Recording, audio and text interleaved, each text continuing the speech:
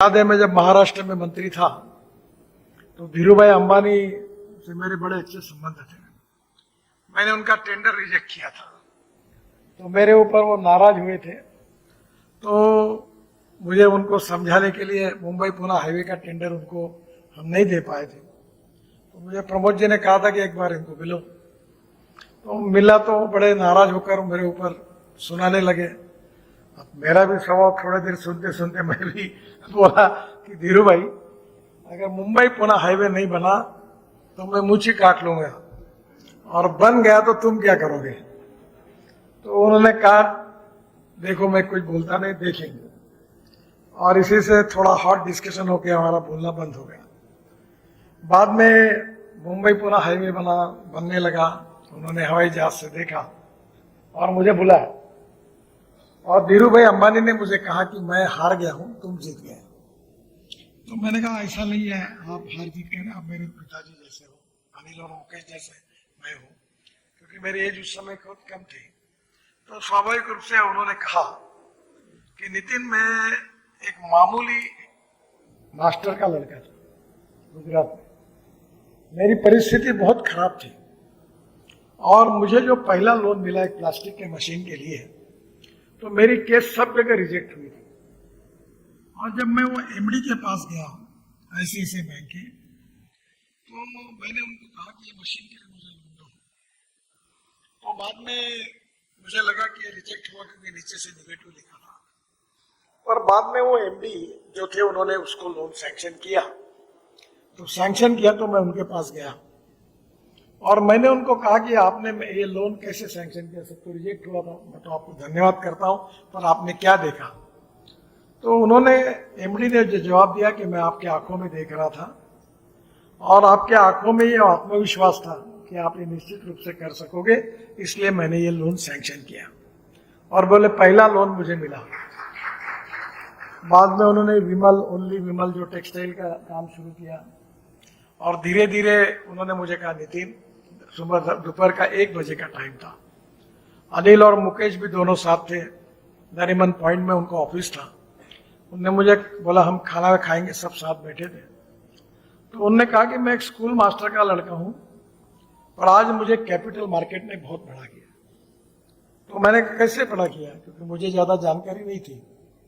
उन्होंने कहा कि मैंने इतना नाम कमाया, इतनी क्रेडिबिलिटी और विश्वास कमाया है कि अभी मुझे 5,000 करोड़ रुपए चाहिए। मैं बात कर रहा हूं 98-99 की, कि अगर मुझे 5 करोड़ चाहिए तो अभी दोपहर का 1:15 बज रहा है, मुझे 4 बजे तक पैसे मिल जाएंगे। इतना नाम मैंने कमाया, यही मेरा कैपिटल है। तो बाद में उन्होंने मुझे समझाया कि technology and resources are very important, but credibility, विश्वसनीयता, goodwill and honesty is the biggest capital of 21st century, ये याद रखना। तो आज स्वाभाविक रूप से कैपिटल मार्केट में जिन जिन लोगों को काम करना है, उनकी एक बहुत बड़ी जिम्मेदारी होती है कि छोटी सी गलती भी होती है तो अंग्रेजी में एक कहावत है कि spark neglected burn the house. अगर ये एक बार तुम्हारा नाम खराब होता है तो तुरंत आप लोग फिर से खड़ा करने में बहुत मुश्किलें होती है। और इसलिए ये जो फाइनेंशियल लिटरेसी है बिटवीन इन्वेस्टर, ये बहुत इंपॉर्टेंट है। और मुझे बहुत खुशी है कि शिवानी ने ये डिफिकल्ट फील्ड में प्रवेश भी किया। हर बार आप लोगों को बुलाती है, और विशेष रूप से आपको अलर्ट कैसे रहना, इन्वेस्टमेंट कैसे करना, इसका ट्रेनिंग कॉम्पिटेंट लोगों के द्वारा इसकी जानकारी आपको मिलती है। ये वेरी इंपॉर्टेंट है, क्योंकि आप भी नहीं तो कहीं भी फंस जाएंगे। आजकल कभी कभी ऐसी हंसी आती है, कोई आता है बोलता है उसने मुझे बोला 2 करोड़ दे दो, मैं 4 करोड़ का देता हूँ महीने में। पढ़े लिखे अच्छे लोग पैसे दे देते हैं। यानी मेरे समझ में नहीं आता कि लोगों ने अपना दिमाग गिरवी रखा है, ऐसा क्यों करते हैं? ऐसा कभी संभव होता है क्या?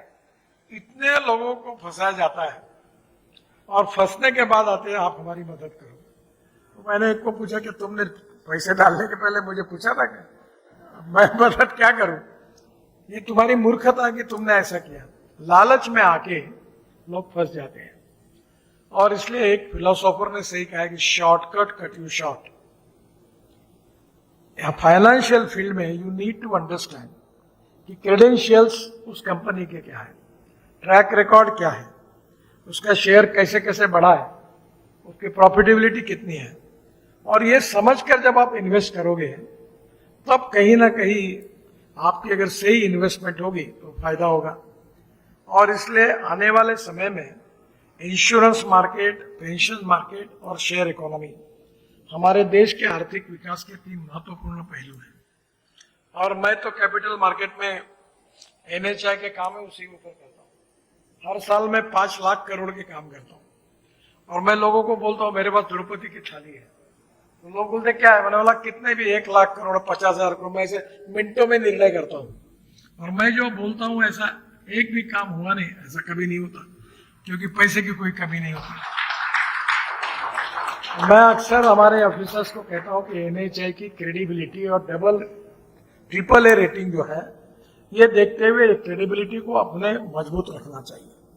आज तो हमारी परिस्थिति इतनी सुदृढ़ हुई है कि हमारा इनकम ही अभी अगले 2 साल में 1,40,000 करोड़ होगा, तो मार्केट में कोई प्रॉब्लम नहीं है। तो मैंने एक नया मॉडल तैयार किया है कि जो लोग हमारे NHI बॉन्ड में आएंगे उनको हम 8.05% इंटरेस्ट ईयरली है और मंथली इंटरेस्ट उनके अकाउंट में जमा करेंगे, ताकि मैं रोड के लिए मैं गरीब लोग जो है उनको इंटरेस्ट पे पैसे लेकर उनको मैं इस सक्सेस में लेना चाहता हूँ, क्योंकि वो लोगों के पास प्रॉफिट जाना चाहिए। और इसलिए अभी इंश्योरेंस इकोनॉमी में हमने इंश्योरेंस बॉन्ड शुरू किया है। पहले बैंक में बैंक गारंटी देने के लिए अगर 100 करोड़ रुपीस की बैंक गारंटी चाहिए तो बैंक वाले कहते थे 100 करोड़ डिपॉजिट करो फिर गारंटी लो। अभी हमने इंश्योरेंस बॉन्ड किया तो अभी 1.5 करोड़ में उनका काम होता है। तो अब बड़े प्रमाण लाखों करोड़ों के इंश्योरेंस बॉन्ड्स मार्केट में आ गए। तो कहीं ना कहीं फाइनेंशियल सेक्टर रोज बदल रहा है। हमारे देश की इकोनॉमी वर्ल्ड की फास्टेस्ट ग्रोइंग इकोनॉमी है, और ये जो कैपिटल मार्केट है इसके इन्वेस्टमेंट से ही हमारी इंडस्ट्री, ट्रेड और बिजनेस बढ़ने वाला है। एक्सपोर्ट बढ़ेगा, इंपोर्ट कम होगा। और इसलिए स्वाभाविक रूप से इस क्षेत्र में इन्वेस्टमेंट करने के पहले अवेयरनेस, अलर्टनेस और इसके साथ इसके परिणामों की ठीक प्रकार की जानकारी ये हमारे इन्वेस्टर्स को होनी चाहिए। मनी बी के ओर से हर बार शिवानी जी ये कार्यक्रम करती है और एक्सपर्ट लोग आपको समझाते हैं कि स्वाभाविक रूप से किसमें क्या गया, कैसे सोचना, कैसे इन्वेस्ट करना। So knowledge related with the investment is very important. और ये जो फाइनेंशियल लिटरेसी है, this is very important for the people who are making big investment. और इसलिए आने वाले समय में ये बहुत ही इंपॉर्टेंट और अच्छा फील्ड है, और छोटे छोटे लोग अब इसमें इन्वेस्टमेंट करके काफी कमा रहे हैं, पर कमाते कमाते एकदम एक दिन धक्का लगता है तो नीचे उतर जाते हैं। तो ये आपने एकदम ऊपर से नीचे नहीं उतरना चाहिए। इसलिए आपको काफी टिप धमाली साहब ने दी होगी कि कैसे हो। तो मुझे लगता है कि it is going to be a win win situation for all the stakeholders. और आपको इसकी जानकारी देने के लिए शिवानी ने ये कार्यक्रम किया है। ये बहुत कठिन काम है, पर शिवानी अनेक सालों से कर रही है। जब उसने पहली बार जब मुझे कहा था तो मैंने कहा तुम क्यों ये काम कर रही हो, आप रिस्क क्यों ले रही हो, इसमें मत पड़ो, क्योंकि जनरली ये काम में काफी दिक्कतें आती है। तो उसने कहा नहीं ये होगा।